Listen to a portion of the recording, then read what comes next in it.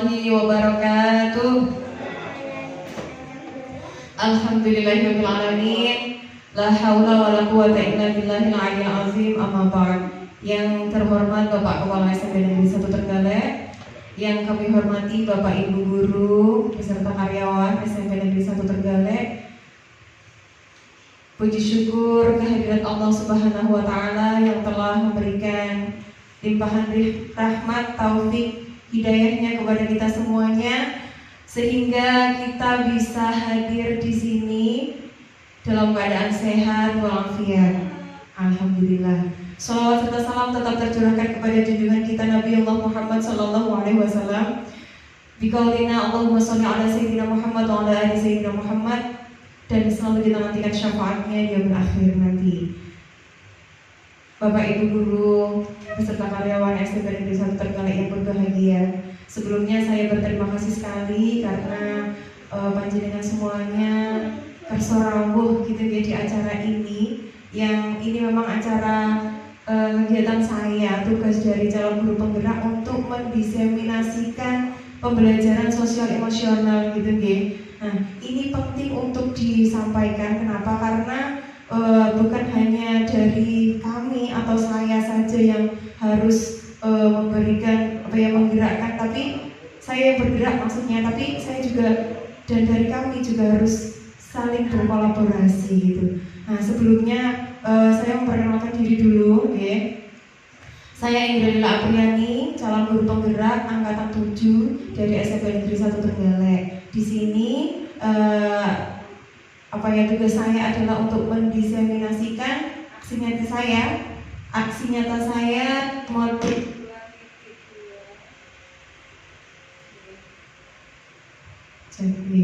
aksi nyata saya modul 2.2 tentang pembelajaran sosial emosional.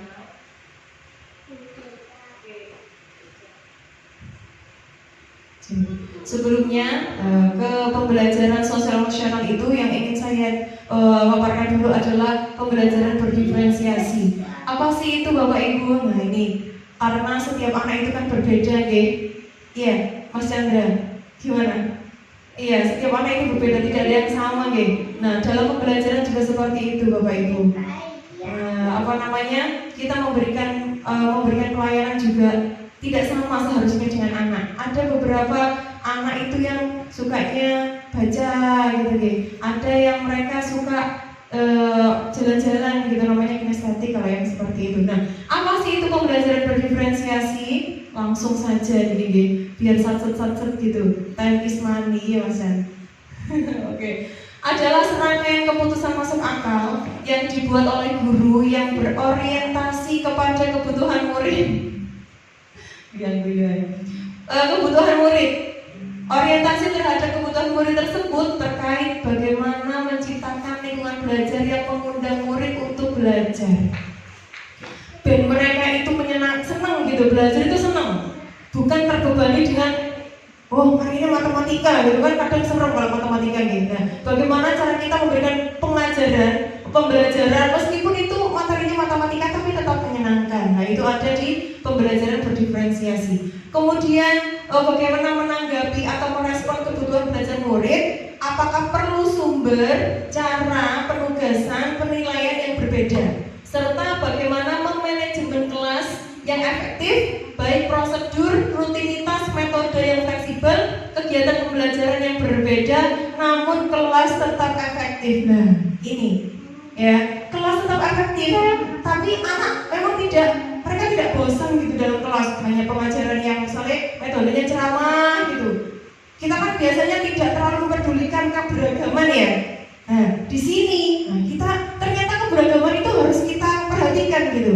Dengan anak-anak yang tidak sama gaya belajarnya, minat belajarnya yang ada yang kurang minatnya, atau ada yang dia sangat senang belajar gitu. Nah, di sini harus kita perhatikan. Kemudian penerapan diferensiasi pembelajaran itu ada 3 aspek kebutuhan yang harus kita penuhi. Yang pertama, kesiapan belajar siswa, minat murid, dan juga profil belajar mereka. Bagaimana sih kita memberikan pengajaran dan memberikan pelayanan kepada murid? Oke, apa sih itu kesiapan belajar? Kapasitas murid untuk mempelajari materi baru. Nah, ini biasanya ada di kontennya. Nanti di pembelajaran berdiferensiasi itu ada konten, diferensiasi konten, diferensiasi proses dan juga produknya, gitu deh. Kemudian minat murid, kecenderungan atau kegairahan yang tinggi akan suatu hal. Nah, kalau sudah berminat, itu kan murid jadi semangat, gitu deh. Jadi bagaimana kita menumbuhkan minat murid itu menjadi yang awalnya biasa aja, yang awalnya membuat dia tidak berminat, kemudian memberikan minat atau semangat belajarnya. Kemudian profil belajar murid, nah, merupakan pendekatan pembelajaran yang disukai murid seperti gaya berpikirnya, kecerdasan budayanya, latar belakang dan kelaminnya. Profil belajar bisa berupa bahasa, budaya, keadaan keluarga dan juga gaya belajar. Nah, profil belajar ini kadang mereka itu ini seperti perempuan dan laki-laki misalnya. Mereka itu kalau laki-laki kan biasanya tidak bisa diam gitu deh. Biasanya sukanya muter-muter aja itu. Kalau di sini namanya kita statik, yang mana kita bisa kasih shopping learning biasanya itu. Kalau kemarin saya dapat belajar ini juga dari Bu Selendra, itu pengalaman yang luar biasa. Kita bisa kasih shopping learning yang mereka melihat gambar, nggak bisa diam gitu, dia belajar tetap belajar bersama dengan materi yang sama, tapi cara belajar mereka yang berbeda. Ada yang sukanya ketika belajar itu sambil dengerin musik misalnya gitu. Nah gitu ya, nah ini harus kita perhatikan agar mereka tetap belajar dan juga tetap menyenangkan gitu. Kadang gitu ya Bapak Ibu, anak-anak itu ketika ke sekolah itu ada yang untuk refreshing. Ketika di rumah kok kalau nggak diomelin misalnya, datang ke sekolah untuk refreshing. Nah kita bisa memanfaatkan pemikiran mereka itu dengan menjadi membuat pembelajaran itu yang benar-benar menyenangkan bagi mereka. Mereka tetap mendapatkan ilmu, hatinya juga senang. Sesuai dengan pemikiran Ki Hajar Dewantara bahwa kita menuntun anak, kita itu tugasnya adalah menuntun, bukan menjadikan mereka sesuatu, tapi menuntun bakat anak yang sudah ada di dalam dirinya, gitu deh. Kemudian kita kembangkan, kita tuntun mereka, dan jangan lupa berpihak pada murid, membuat mereka selalu bahagia dalam belajar. Nah ini, setelah pembelajaran berdiferensiasi tadi, kemudian yang penting juga adalah mengintegrasikan pembelajaran berdiferensiasi itu dengan pembelajaran sosial emosional. Sebelum ke pembelajaran emosional, pembelajaran sosial emosional atau PSE kalau kita menyebutnya, ada beberapa slide gambar nanti Bapak Ibu. Viral. Guru sibuk mengajar, pelajar asik merokok. Sudah? Oke. Ini ada banyak ya sekarang kenakalan remaja, viral gitu ya. Di sini yang saya ambil adalah ini salah satu contoh aja Bapak Ibu. Viral, guru sibuk mengajar, pelajar asik merokok. Di foto sebelah sini, sebelah kanan itu gurunya mengajar. Tapi di sisi lain kok muridnya atau pelajarnya ngerokok, kok sakit gitu ya? Kok bisa ini? Ini kan enggak bisa kita, kok bisa gitu. Nah, selanjutnya adalah pukuli teman sendiri. Video bullying remaja ini viral dan bikin miris, gitu. Dan itu masih di bawah umur. Sepertinya ngoten nggih. Itu sebenarnya anaknya masih di bawah umur ya. Dan kok bisa pikirannya iso mbuli kancane, dipukuli kancane, proyek mereka itu seharusnya memikirkan kembali kepada dirinya itu bagaimana gitu. Nah, ini gimana? Mari berefleksi. Nah, di sini ada pertanyaan Bapak Ibu, setelah kita melihat gambar tadi, kira-kira kalau kita kembalikan ke diri ke kita masing-masing ya, apa yang Anda rasakan saat melihat hal tersebut? Bagaimana? Coba Bu Eko. Tentang berita-berita kenakalan remaja yang modelnya seperti itu tadi, kira-kira kalau Bu Eko merasakan apa itu? Yang dirasakan? Prihatin. Siap. Itu ya prihatin sedih, nyesek, miris gitu ya. Oke. Kalau Bu Anita melihat gambar tadi, yang panjenengan rasakan atau sebagai guru BK ya, apalagi ya, sudah terbiasa. Maksudnya tuh Cek. Coba Bu Dina, apa yang panjenengan rasakan saat melihat hal tersebut? Sama dengan Bu Eko, intinya prihatin dengan kejadian tersebut. Tapi kembali lagi dari kebiasaan anak-anak itu di lingkungan keluarganya bagaimana, di lingkungan sekitarnya bagaimana. Bisa jadi anak melakukan bully pada temannya, dia juga pernah dibully oleh temannya. Jadi melihat hal tersebut sangat prihatin dan berharap kepada semua orang tua untuk lebih memperhatikan anaknya lagi, apalagi dengan teman-teman sepergaulannya. Oke, nah itu dia, miris, prihatin, sedih gitu. Ya pasti sedih, apalagi kalau hal itu terjadi kepada anak kita gitu, alhamdulillah ya. Nah seperti itu.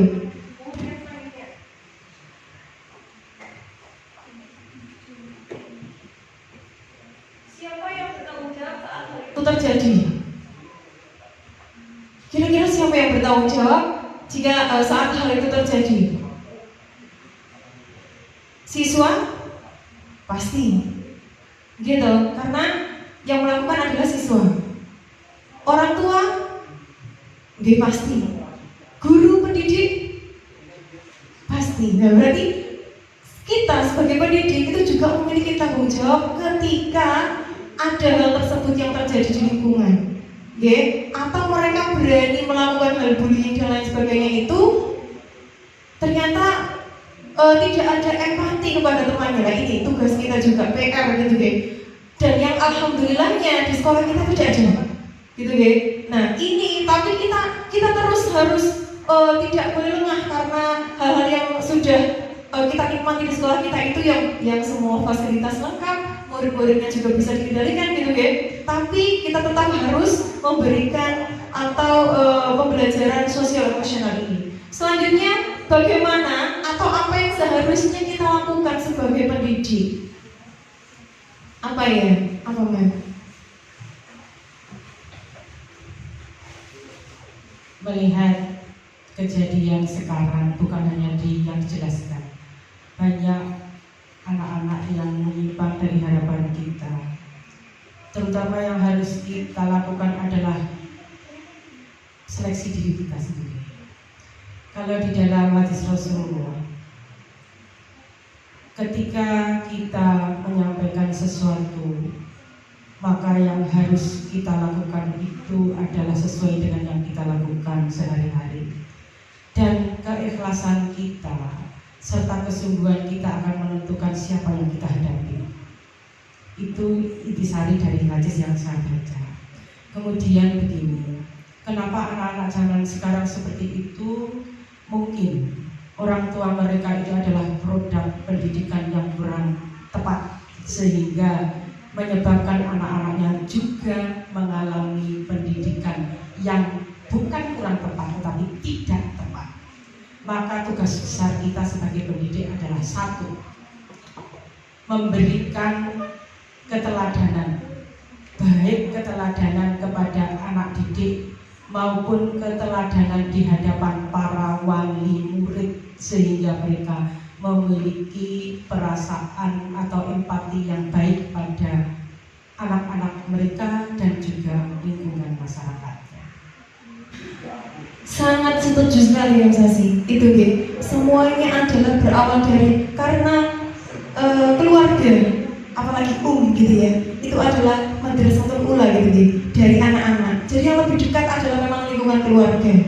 Benar sekali. Dan kita sebagai seorang pendidik itu juga tidak lepas dari hal tersebut, karena kita juga orang tua dari anak didik kita. Nah gitu. Saya sangat setuju sekali itu Bang Sasi.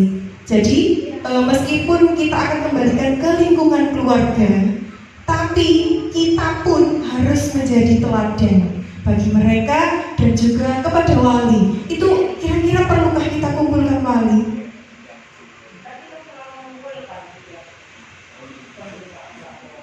Siap.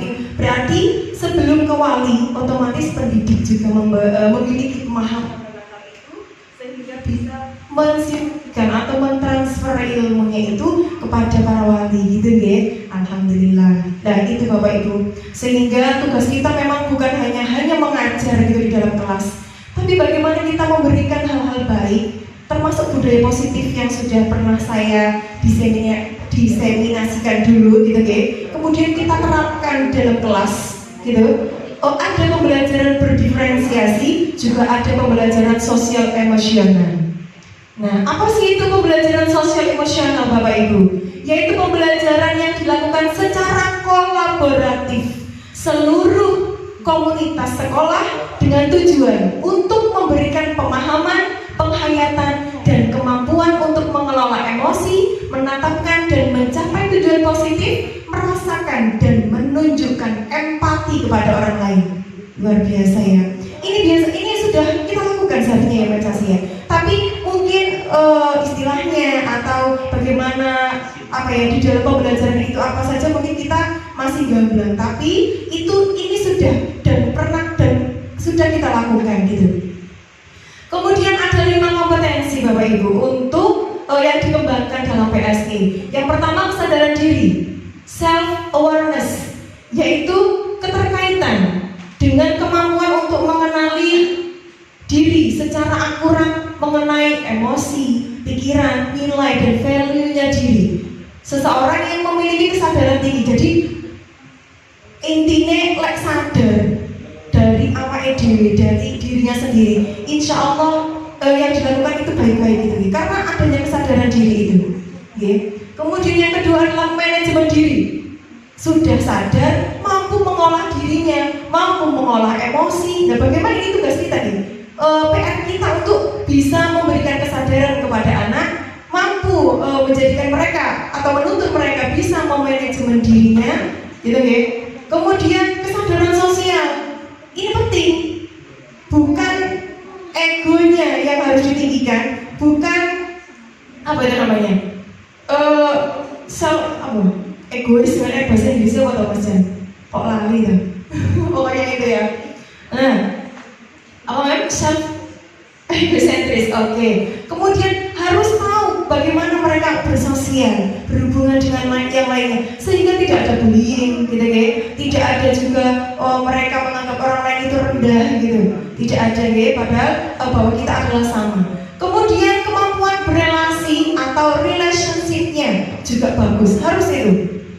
Yaitu merupakan kemampuan yang berkaitan dengan kemampuan seseorang untuk membangun dan memelihara suatu hubungan yang sehat antara individu dan kelompok. Relationship-nya dia bagus. Kemudian pembuatan keputusan yang bertanggung jawab atau responsible decision making, yaitu kemampuan yang berkaitan dengan pembuatan pilihan konstruktif yang benar dan cara bertindak sesuai etis, norma sosial dan keselamatan. Iya. Siap. Lah itu itu termasuk di mana itu berarti kan? Manajemen diri, sosialnya, Iya benar. Lagi berarti kan sosialnya kan juga harus bagus gitu loh, Bukan hanya sosialnya tidak sehingga dia nakal dan sebagainya. Termasuk di situ, Oke, siap. Berarti semuanya harus terlibat gitu loh, bukan hanya anaknya yang harus. Kadang karena kurangnya diakui jadi mereka menjadi seperti itu. Lah, itu juga berarti kan keseluruhan kita, kolaboratif kita semuanya untuk satu memberikan apresiasi. Sedih apapun itu yang dilakukan anak, gitu ya, Bapak Ibu. Oke, lanjut. Kemudian tujuan dari PSE itu apa sih? Untuk memberikan pemahaman, penghayatan dan kemampuan untuk mengelola emosi. Nah ini, kalau mereka, itu termasuk juga di pengelolaan emosi, Kalau misalnya kok belum diakui mereka masih sabar gitu, itu kan bisa untuk berarti dia bisa mengelola emosinya. Sabar sih nunggu waktunya. Mungkin bukan sekarang, tapi tetaplah berbuat baik, gitu Kemudian menetapkan dan mencapai tujuan positif. Tujuan positif harus. Tadi kalau misalnya dia melakukan hal itu kok untuk diakui sehingga dia harusnya seperti ini, nah itu rada butuh pengakuan itu tadi. Kita sebagai orang yang mereka sudah menunjukkan, kita yang menyaksikan jangan lupa untuk memberikan apresiasi agar mereka juga senang akan kebaikan-kebaikan yang mereka lakukan. Kemudian merasakan dan menunjukkan empati kepada orang lain. Ini loh yang sekarang itu kok apa setelah pandemi gitu ya men ya. Pandemi itu kayak kok mereka kan sendiri-sendiri di rumah gitu, tidak terlalu apa gitu. Jadi sangat dua-dua dia, oke. Kemudian membuat keputusan yang bertanggung jawab setelah sadar, mampu manajemen diri. Kemudian kemampuan sosialnya juga bagus, relationship-nya bagus. Jangan lupa untuk mereka pasti bisa mengambil keputusan yang baik bagi dirinya, dan itu pasti bertanggung jawab dan juga bermanfaat. Kemudian pembelajaran sosial emosional yang diberikan dalam 3 ruang lingkup Bapak Ibu. Yang pertama, kegiatan rutin itu bisa kita share gitu. Oke, di kegiatan rutin kita bisa kita bisa selipkan di situ pembelajaran sosial emosional. Terintegrasi dalam pembelajaran saat pembelajaran pasti. Oke, karena kita sudah melakukan hal ini kok. Protokol yaitu budaya atau aturan sekolah. Kemudian, nah ini ada. Kalau misalnya kita sebagai pendidik, misalnya nih ada ide implementasi pembelajaran sosial emosional untuk murid. Nah ini untuk murid Bapak Ibu. Kesadaran diri, bentuk implementasinya gimana? Integrasi praktek mengajar guru. Berarti kita masukkan pembelajaran sosial emosional ini yang kompetensinya kesadaran diri ada di ketika kita mengajar di kelas. Yang dilakukan guru, memulai pelajaran dengan sambutan hangat. Welcome. Nah itu termasuk juga pembelajaran sosial emosional gitu. Kemudian siswa menyanyikan lagu Indonesia Raya, mengucapkan salam, berdoa, sudah biasa kan kita lakukan ya Bapak Ibu. Nah itu juga sudah mengintegrasikan pembelajaran sosial emosional kepada praktek mengajar. Kemudian literasi, latihan bernafas dengan kesadaran penuh, mindfulness. Ini penting, mindfulness, ice breaking termasuk, itu juga menjadikan mereka fresh untuk belajar. Ya, itu biasa untuk dilakukan. Kemudian fresh belajar, tenang, siap untuk belajar. Nah, kemudian yang terlibat guru murid di kelas tempatnya saat pembelajaran, kebutuhan perlengkapannya, sarana prasarana di kelas. Nah, bagaimana untuk kita biasanya ada caranya kita ngomong gimana sih yang diucapkan, anak-anak, marilah kita mulai pembelajaran hari ini dengan menyanyikan lagu Indonesia Raya. Kemudian berdoa, melaksanakan literasi kitab suci, gitu ya. Nah, untuk mindfulness ini saya punya satu teknik ya, Bapak Ibu. Ini memang kita pelajari di guru penggerak. Itu ada namanya teknik stop. Ini kalau yang sudah biasa, saya Pak. Nah, teknik stop itu apa sih? Yaitu suatu kegiatan yang mana kita itu menghentikan pikiran kita, pikiran kita dengan apa-apa yang tidak usah kita pikirkan di saat itu untuk menenangkan diri gitu ya. Kemudian kita fokus kepada apa yang kita rasakan saat itu. Ketika kita menenangkan diri, kita boleh ambil nafas gitu. Tapi dengan orang yang bisa dilakukan sendiri atau bisa secara berkelompok gitu ya. Biasanya itu diawali dengan musik-musik lembut gitu ya, untuk merelaksasi pikiran kita misalnya gitu ya. Nah, hal-hal yang seperti ini itu kan biasanya mampu untuk menjadikan pikiran kita tenang gitu ya. Kemudian mampu untuk kita dari padatnya hari itu kegiatan, kita tuh harus ada satu waktu Bapak Ibu yang mana bisa mengembalikan kekuatan kita untuk kembali bekerja. Nah, di sini teknik stop ini termasuk teknik yang ampuh juga untuk bisa kita kembali merelaksasikan pikiran kita, menjadikan hati kita tenang, siap untuk menghadapi kegiatan-kegiatan atau kegiatan selanjutnya, aktivitas kita selanjutnya. Seperti itu. Gitu. Dan ini perlu juga kita berikan kepada anak-anak sebelum pembelajaran dimulai. Ya. Kemudian ada juga ice breaking. Nah, untuk mereka bahagia dulu tuh, untuk mempersiapkan pembelajaran yang akan kita lakukan saat itu. Nah, gitu ya Bapak Ibu. Selanjutnya,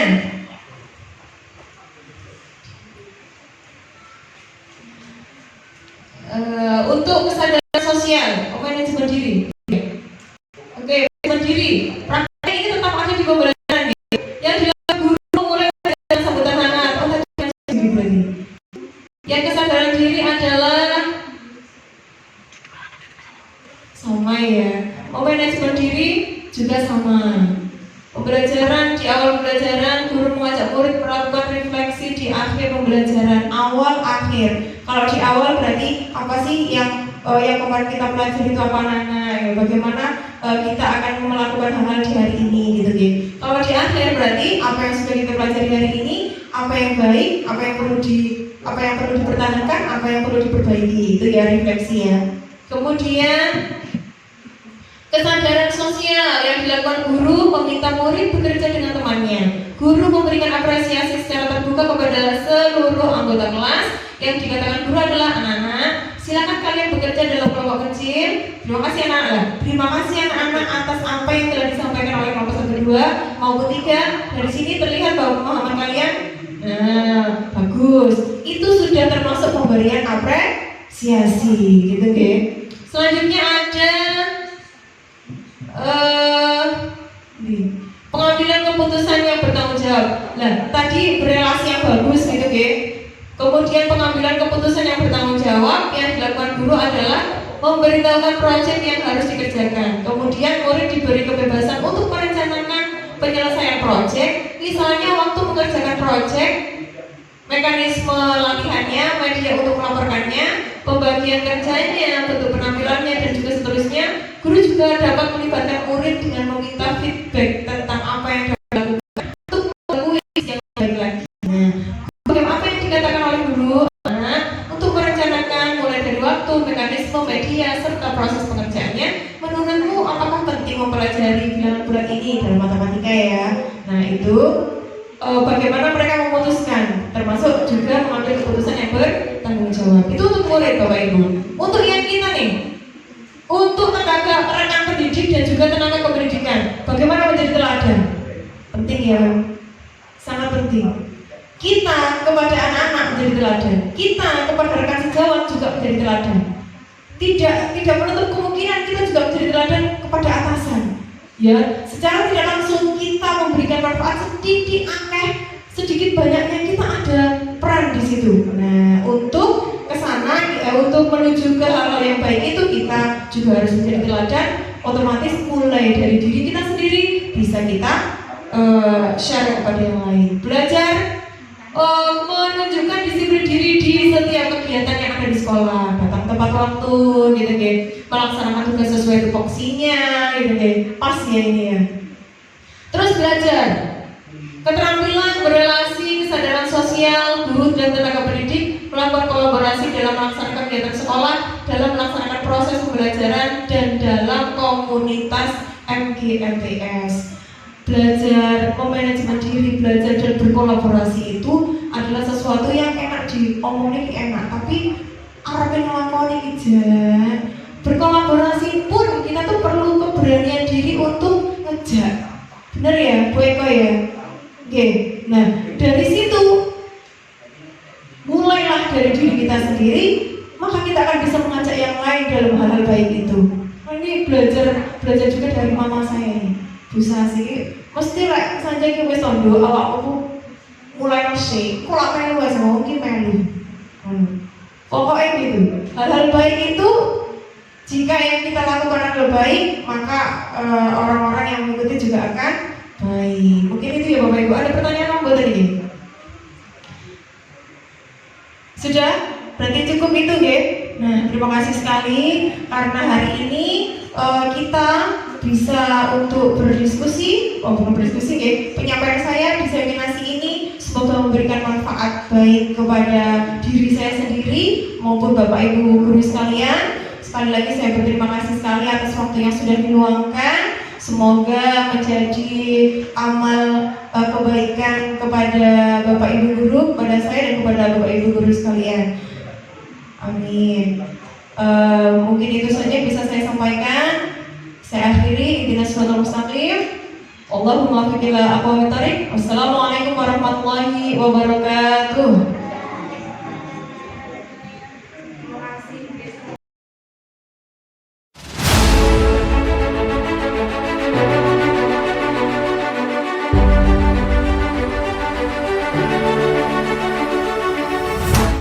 Bismillahirrahmanirrahim. Assalamualaikum warahmatullahi wabarakatuh.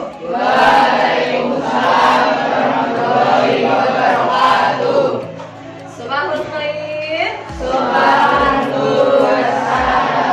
Kaifa halukum fi hadzal sabah? Alhamdulillah. Semuanya baik, semuanya sehat-sehat ya hari ini ya. Oke, anak-anak, alhamdulillahirabbil alamin. Hari ini kita bisa bertemu kembali semuanya dalam keadaan sehat. Itu adalah nikmat yang luar biasa dari Allah. Gitu ya. Oke, alhamdulillahirabbil alamin. Sebelum kita melanjutkan pelajaran yang selanjutnya, Memla ingin mengabsen dulu ya. Apakah ada yang tidak masuk hari ini? Ya, siapa? Malam saja. Akhir. Jaga kesehatan ya anak. Karena akhir-akhir ini memang pilek ya, batuk, pilek biasanya merajalela gitu. Jadi semoga kita semuanya dalam keadaan sehat terus. Dan yang sakit, lalang, semoga segera sembuh. Oke. Lah, ini tadi sudah berdoa apa belum ya? Belum, Oke, coba sekarang kita awali, kita seharusnya selalu mengawali pembelajaran dengan berdoa apapun itu. Semoga Allah lancarkan semua apa yang kita hajatkan sehingga hari ini semuanya bisa berjalan dengan baik. Oke, untuk doa akan dipimpin oleh kelas. Sebelum kita memulai pembelajaran hari ini, mari kita berdoa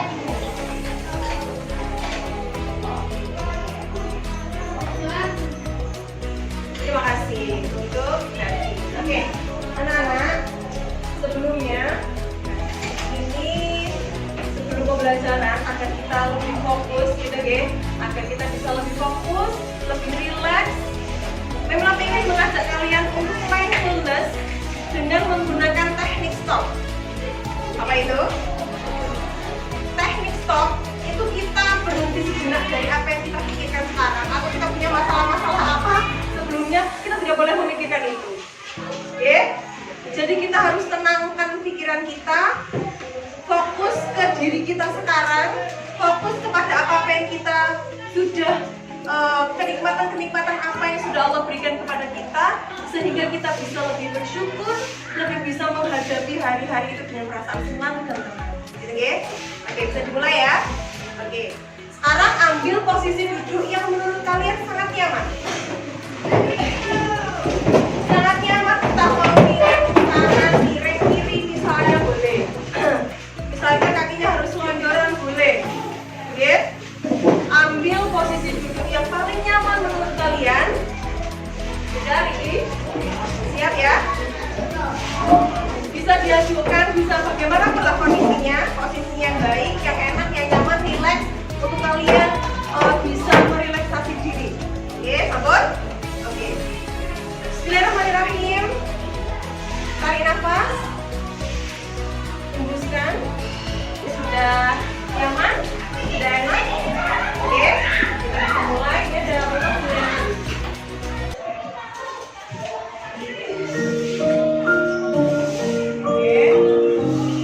Silakan anak-anak untuk bisa memejamkan matanya. Kita pejamkan mata kita. Kita coba tarik nafas lagi dalam-dalam.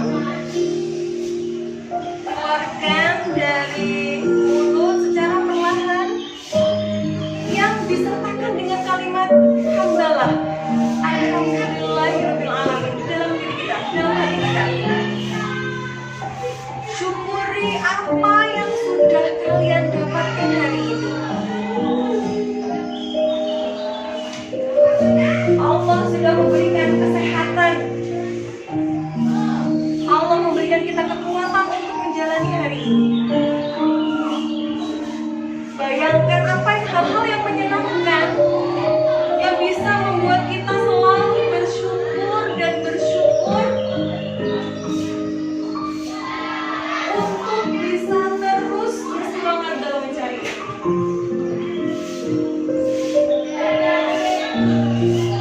Rasakan di dalam hati kalian bahwa hidup kita berharga, anak-anak. Kita harus terus mengobarkan semangat untuk mencintai ilmu, mencintai Al-Quran, memberikan manfaat kepada orang lain. Ucapkan kembali lagi Alhamdulillahirabbil alamin. Rasakan ketika mengucapkan itu, rasakan di dalam hati kalian.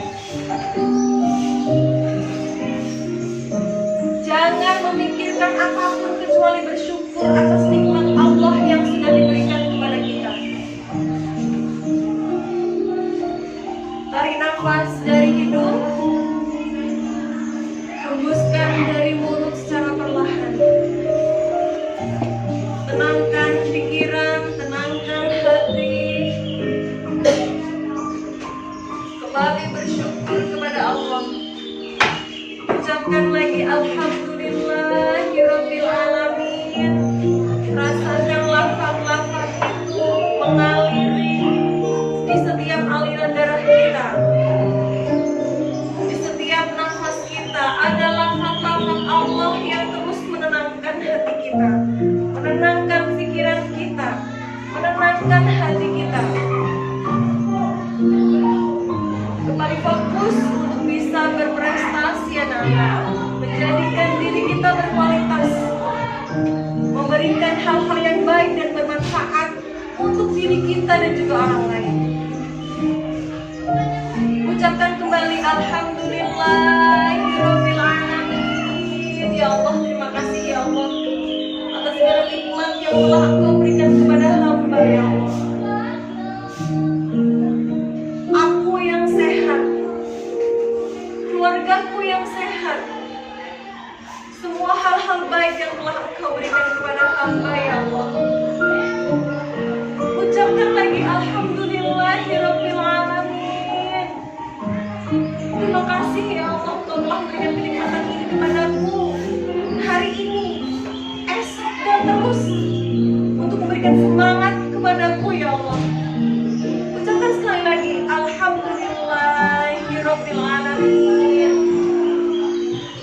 Tarik nafas dari hidung lagi, hembuskan, keluarkan dari mulut secara perlahan.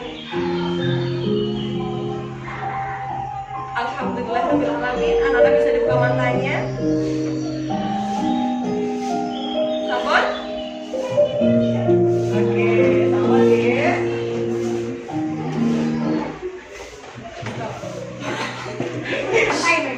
Sabar. Sudah ya? Nah, setelah kita melakukan teknik stop anak-anak untuk bisa lebih fokus, lebih rileks, mampu atau bisa menerima pelajaran-pelajaran yang hari ini kita akan belajar. Kira-kira yang lagi dirasakan apa ya? Yang sampai rasakan? Kalau yang dirasakan kan nggak mungkin tanya orang. Ya toh? Coba yang sampai rasakan tadi apa setelah melakukan teknik stop? Lebih tenang. Oke, alhamdulillah.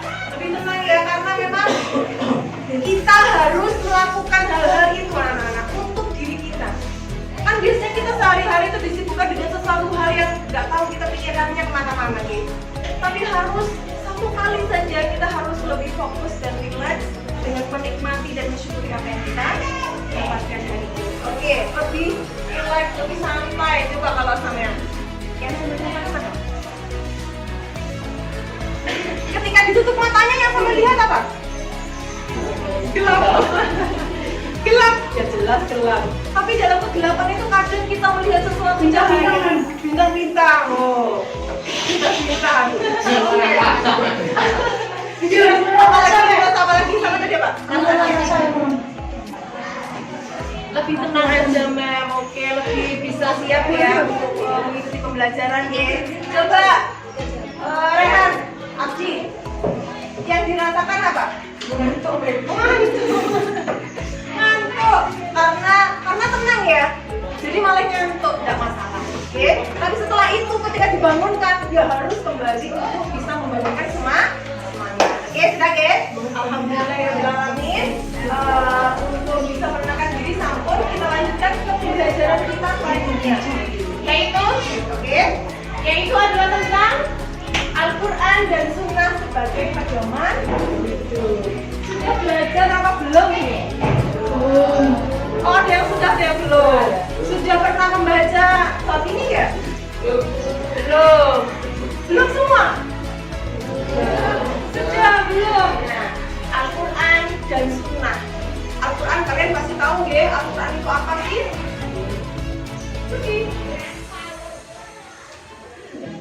Al-Quran itu apa lu?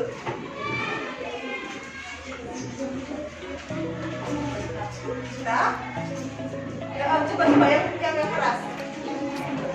Kitabnya orang Islam, kitab suci, ya, wahyu Allah yang berisi wahyu Allah yang diturunkan kepada Rasulullah Muhammad SAW melalui malaikat. Nah, oke, itu ya. Materi kita hari ini adalah tentang Al-Quran dan Sunnah sebagai pedoman hidup. Untuk capaian pembelajaran anak-anak, apa sih yang akan kita capai saat mempelajari pelajaran ini? Yang pertama, kalian peserta didik mampu memahami definisi dari Al-Quran dan hadis Nabi dan posisinya sebagai sumber ajaran agama Islam. Nah, ini capaian ini harus kita ya, pengukurannya adalah ini ya. Berarti setelah mempelajari materi ini, yang akan kita dapatkan adalah kita memahami apa sih itu Al-Quran. Oke. Yang kedua, peserta didik juga memahami pentingnya pelestarian alam dan lingkungan sebagai bagian yang tidak terpisahkan dalam ajaran Islam, karena semua itu adalah ayat-ayat Allah. Oke? Al-Quran termasuk ayat Allah. Lingkungan semuanya adalah bukti kekuasaan Allah. Oke. Selanjutnya, peserta didik juga mampu menjelaskan pemahamannya tentang sikap moderat dalam beragama. Moderat itu pertengahan. Kita itu mempelajari sesuatu tidak boleh yang sangat berlebihan. Paham ya? Berlebihan dalam arti apa? Kenemenan apa itu namanya kenemenan ini? Keterlaluan, ya. Berlebihan, keterlaluan. Misalnya memahami tentang sholat, gitu ya. Sholat di Al-Quran pasti ada dalil sholat, bener ya? Nah, dalil sholat, kalau misalnya kita mempelajari sholat itu, oh boleh di mana-mana pakai sholat itu. Di tengah jalan pun boleh. Itu kan benar-benar, kalau ada tempat yang baik, di jalan pun dia baik karena semua di atas bumi Allah ini baik. Tapi ya harus tahu tempat, tidak boleh merusak atau mengganggu ketertiban lalu lintas. Ya, itu berarti termasuk yang tidak moderat. Oke. Lanjut. Untuk tujuan pembelajarannya anak-anak, membaca. Kalian sudah mampu membaca, melafalkan ayat Quran surat An-Nisa dan Quran surat An-Nahl sesuai dengan kaidah ilmu tajwid. Mengidentifikasi isi kandungan dan hukum bacaannya. Isi kandungan itu apa coba? Isi kandungan itu makna atau maksud dari ayat tersebut, bukan terjemahannya loh, ya. Paham ya?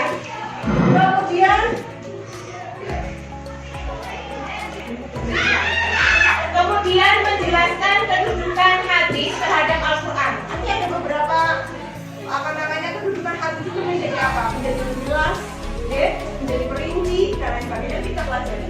Kemudian menerapkan perilaku meneladani Al-Quran dan hadis sebagai pedoman hidup manusia dalam kegiatan sehari-hari. Tujuan pembelajaran kita itu, diingat-ingat bagaimana agar tujuan kita ini bisa terwujud. Berarti kita harus benar-benar belajar.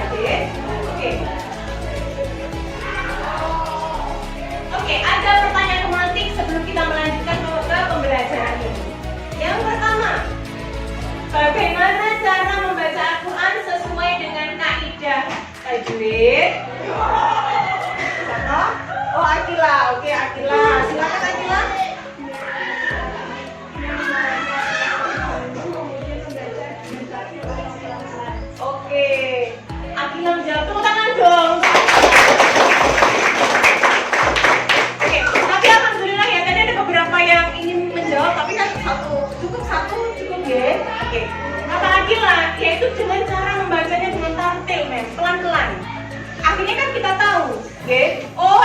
dibaca mat tabi'i. Oh, ini dibaca alif lam koma ria. Ini dibaca alif lam syamsiah sesuai dengan kaidah tajwid. Nah, berarti harus apa? Pelan, tartil. Oke. Dah. Good, Akila. Pertanyaan pematik kedua. Apa pentingnya sih membaca Al-Quran harus sesuai dengan kaidah tajwid? Ayo. Yang keras, Teo. Berhati-hati agar makna dan arti tidak berubah. Oh, pintar. Luar biasa, deh. Berhati-hati agar. Kenapa ya? Kenapa? Penting nggak sih Al-Quran harus sesuai dengan kaidah tajwid? Berhati-hati agar maknanya tidak ada perubahan, ya. Oke. Pertanyaan yang selanjutnya, ketiga. Apa itu hukum bacaan alif lam komariah? Oh, syamsiah dan alif lam komariah. Oke, Luna, silakan. Yang keras, Luna.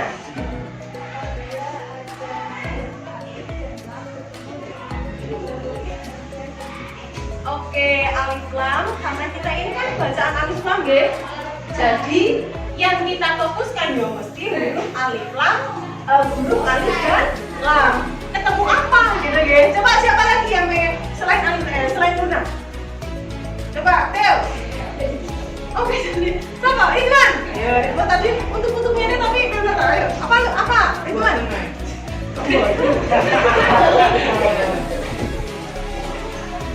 Duk. Oke, setelah Luna, siapa kira-kira yang ingin menjawab lagi? Apa sih pertanyaan jawaban dari pertanyaan pematik yang ketiga? Ridwan. Oke, coba Ridwan. Berdiri Ridwan. Yang keras. Jawabannya sama dengan Luna. Apa? Apa tadi? Apabila ada alif lam bertemu dengan huruf apa?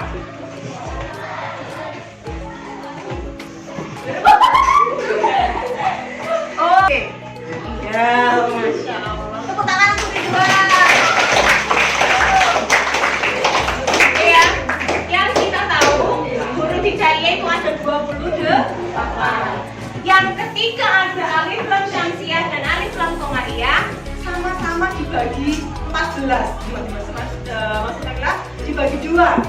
1 atau asyamsiah hurufnya 14, al-komariah hurufnya juga 14. Masih ingat anak-anak? Apa saja itu hurufnya? Coba kalau hurufnya syamsiah. Apa ini? Terus dal. Lihat keras. Sin, shin, shod, dot,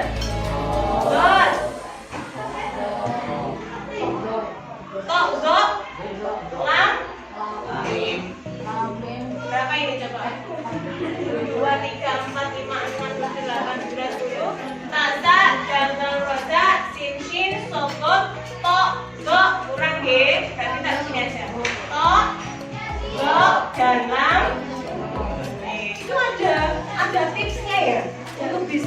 Untuk bisa menghafalkan huruf-huruf dari alif lam syamsiah dan alif lam komariah. Yang pertama adalah alif lam syamsiah. Setelah sisanya dari ini adalah semuanya milik alif lam komariah. Kita gimana? Ta, dal, dal, shin, sok, tok, lam, nun. Kayak musik lagu dengan sangat cepat hafalnya ya. Sekali lagi itu 2, 3. Ta, dal, roda, shin, sok, tok, lam, nun. Kurang 1. 2, 3. Ta, dal, roda, shin, sok, tok, lam, nun. Bisa ya? Lagi insya Allah lebih cepat hafalnya dan sampai paham. Oleh alif lam ketemu ta, berarti hukumnya adalah alif lam syamsiah. Oke, anak-anak, alhamdulillah ya. Untuk selanjutnya adalah kemarin memang sudah mengidentifikasi kalian sesuai dengan minat belajar kalian. Ada yang sukanya video situ melalui Memila sudah mengidentifikasi kalian sesuai dengan minat belajar. Ada yang suka buat video, ada yang suka baca buku, gitu kan? Ada yang sukanya jalan-jalan, tapi jarang di sini. Semuanya kemarin yang lebih cenderung adalah membuat video dan juga suka baca buku dan menulis. Nah, kemarin sudah Memila kelompokkan menjadi 6 kelompok, oke? 6 kelompok. Yang kelompok ada kelompok ganjil dan juga kelompok genap, oke?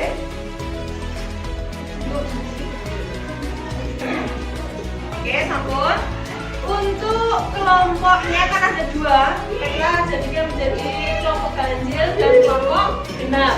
Tugas, perhatikan, tugas untuk kelompok ganjil adalah membaca Quran Surat An-Nisa ayat 59 dan juga Quran Surat Al-Fatihah, oke? Sesuai dengan kaidah ilmu tajwid, khususnya hukum bacaan alif lam syamsiyah dan juga alif lam qamariyah yang kita pelajari hari ini. Oke? Nah, oke. Kemudian dengan membaca dan menulis, membuat tabel mencari hukum bacaan tajwid sesuai materi. Berarti kalian ini menulis di buku tulis, nanti dikumpulkan atau yang terakhir nanti bisa mempresentasikan ke depan, gitu ya? Paham? Jelas kenapa buat tugas ini? Jelas ya? Kemudian perwakilan kelompok mempresentasikan di depan teman-teman. Paham mau betul? Nah, tujuannya kalian untuk bisa kemampuan berrelasi kalian. Bagaimana sih jika kita berkelompok? Kita bisa nggak membuat sesuatu yang baik antar teman? Biasanya kalau kelompokan itu kan ada sih, gue kerja dhewe, aku nggak sing ini, udah boleh ya. Jadi semuanya harus sudah harus baik. Satu dengan yang lain harus punya relasi yang baik. Ada yang tidak bisa dibantu, ada yang kurang paham diajari, diberi pengertian agar sama-sama memahami. Itu tujuan kelompok, gitu ya? Oke, ini untuk tugas kelompok ganjil. Kelompok yang genap adalah membaca sama ya Quran Surat An-Nahl ayat 64 dan juga Quran Surat Al-Qari'ah sesuai dengan ilmu tajwid, khususnya hukum bacaan alif lam syamsiyah dan alif lam qamariyah dengan membuat video pembelajaran atau PPT. Berarti ini dengan mobile phone ya, dengan HP sesuai materi, mencari hukum bacaan sesuai surat pilihan. Nah, ini membuat video, membuat PPT. Boleh dengan video, boleh dengan PPT dijadikan video, tapi kan bisa ya. Kemudian perwakilan kelompok mempresentasikan di depan teman. Gitu ya. Tadi itu tugas untuk kelompok ada pertanyaan apa enggak? Kita berkelompok untuk berdiskusikan materi ini. Ada pertanyaan apa untuk setiap kelompoknya? Gak ada ya, paham ya? Oke, kalau paham berarti kita akan membentuk kelompok sesuai dengan yang sudah kita sudah bagi menjadi kelompoknya sudah bersama dengan kelompok yang sudah kita identifikasi kemarin ya. Nah, berarti ada 5 kelompok. Kelompok 1 mana? Kelompok 1 ada 5 siswa. Oke, kelompok 2, 3, 4, 5 dan 6. Oke. Nah, sesuai dengan tadi instruksi tadi, kelompok yang ganjil adalah membaca dan membuat tabel identifikasi dari Quran surat yang sudah kita pilih tadi ya. Nah, itu kalian mencari hukum bacaan tajwid alif lam qamariyah dan alif lam syamsiyah. Nanti Memila bagikan LKPI-nya. Untuk kelompok yang genap adalah sudah dipersiapkan HP-nya. Sampun ya. Nah, nanti membuat PPT ya. Ini memang ulang kembali agar Anda tidak bingung lagi dan tidak bertanya-tanya. Ya. Nah, kalau ada yang tidak dipahami, tanya temannya dulu. Oke. Kalian mandiri, kalian bisa mengekspresikan diri, tanya-tanya semuanya boleh. Kalau ada nanti yang lewat HP juga bisa mengekspresikan dengan membuat PPT yang baik, gitu ya. Nah, penjelasan juga bisa dijelaskan dengan baik. Kemudian sudah dikelompokkan sampun, kita akan bagikan LKPD-nya. Kelompok 1 deh. Kelompok 1, kelompok 3, oke. Kelompok 5, ini ya. Itu yang ganjil. Untuk yang menggunakan mobile phone atau HP, itu kan sampean nanti setornya file itu diupload dulu ke media sosial, kemudian kirim linknya ke Nabila Japri, gitu ya. Nah, boleh sekarang bisa dimulai untuk mengerjakan atau berdiskusi, sehingga apa nanti yang sampai dapatkan bisa kita sharing di depan bersama teman-teman ya. Nanti ya, oke. Silahkan mengerjakan.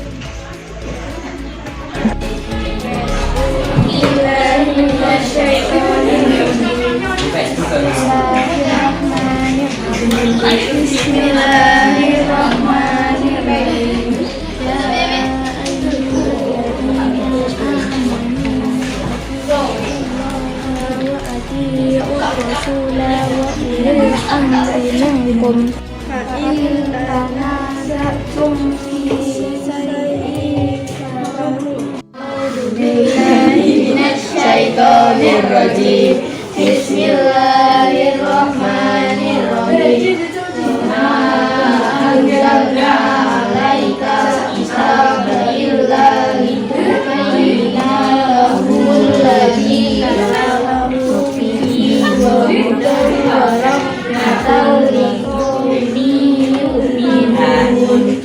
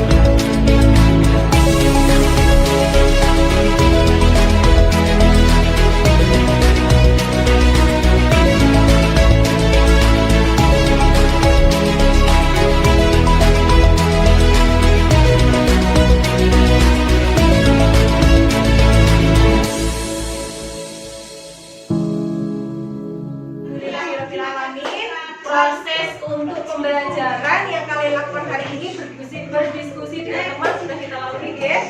Semuanya apakah tadi ada beberapa yang kurang memahami. Nah, contohnya dari kelompok 5 tadi. Mem, kalau misalnya lafaz Allah nanti biar dijelaskan oleh Akila sebagai presentasi hasil kelompoknya. Insya Allah nanti ada di sini, gitu ya. Nanti apa Akila nanti untuk yang mewakili dari kelompok ini? Oke, nanti bisa kita siapkan. Oke, anak-anak untuk sekarang adalah mempresentasikan hasil kerja kalian, perwakilan aja ya. Susah yang semuanya bisa diperwakilan aja. Nanti dari kelompok mana tadi yang sudah menawarkan diri? Apa ini ya? Kelompok 4. Oke, siapa tadi? Saya. Oke, Akila. Silakan. Assalamualaikum warahmatullahi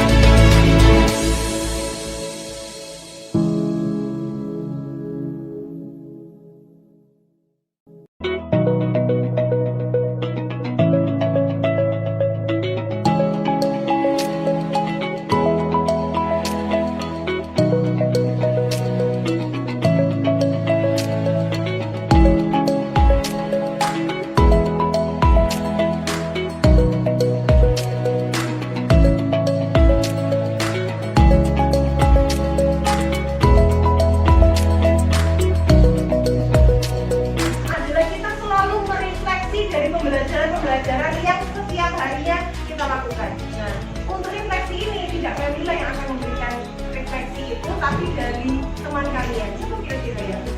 Ayo. Nadine, oke, silakan nanti untuk bisa merefleksikan kegiatan kita hari ini. Tidak terlalu panjang, tapi sambil ya kita ini. Maju sini, maju sini. Bawa apa? Yang keras mulainya. Untuk refleksi dari pembelajaran hari ini, teman-teman bisa ambil kesimpulan dari satu atau dua orang yang kurang maksimal. Tapi sudah bagus ya. Oke, terus? Pastinya pembelajaran seperti ini selalu menyenangkan dan Terus? kami bisa memahami dan belajar dengan Oke, gitu ya. Karena kan sesuai dengan minatnya kalian ya anak-anak ya. Yang sebenarnya dolanan HP bisa kita gunakan juga memanfaatkan kesukaan kita, kekebalan kita terhadap mobile phone ya. Kemudian yang suka membaca, suka menulis, berarti kita bisa memberikan pelayanan itu dengan membuat kolom-kolom untuk bisa kita menemukan sesuatu dari situ. Gitu ya. Terima kasih Nadine, tepuk tangan sekali untuk Nadine.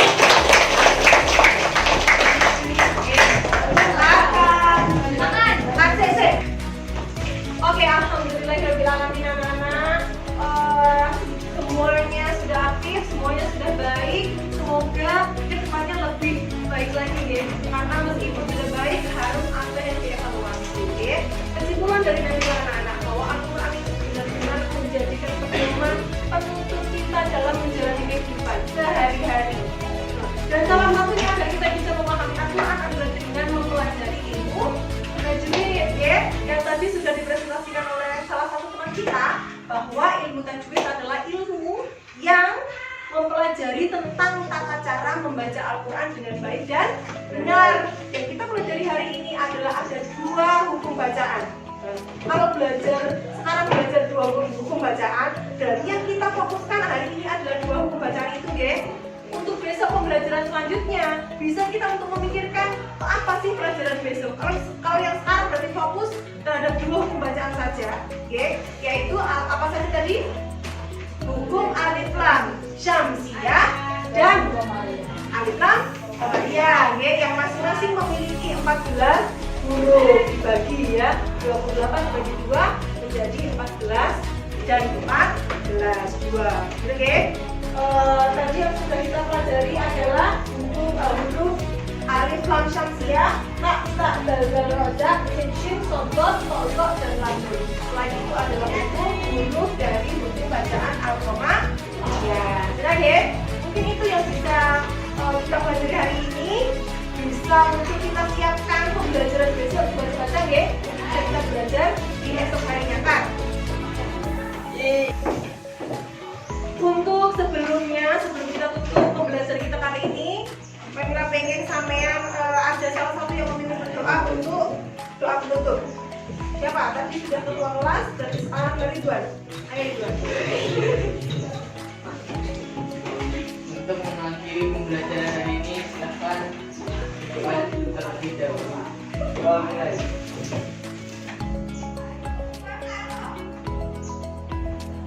Doa selesai. Terima kasih anak-anak, terima kasih sekali guys. Insya Allah di esok hari lebih baik, lebih semangat, lebih bisa mempersiapkan pembelajaran yang lebih baik lagi. Gitu guys.